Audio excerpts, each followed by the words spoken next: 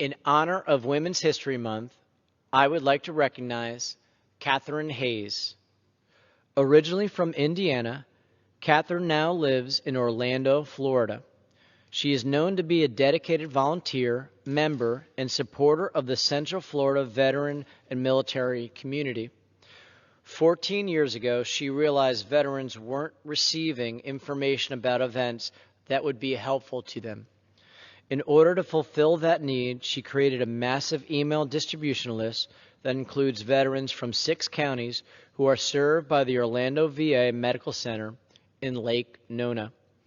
As part of her patriotic duty, she regularly greets the 3 honor flight hubs at the Orlando International Airport.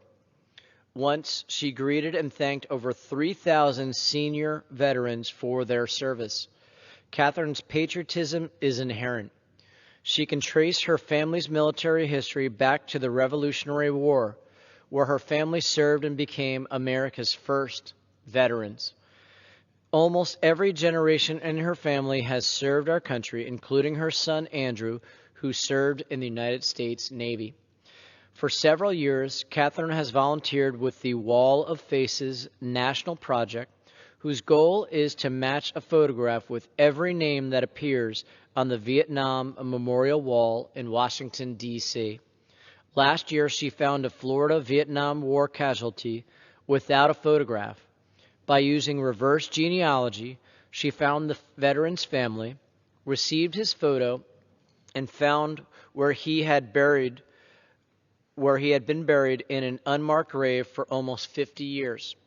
Catherine has been finding photographs of war casualties across the nation for years and recently began focusing her efforts on Puerto Rico, where she has faced several challenges in locating nearly 100 pictures of their remaining Vietnam War casualties.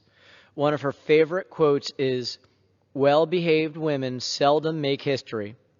Her motto is, "The soles of my shoes seldom cool off, and neither do the tires on my car." Catherine is supported by her husband Joseph in her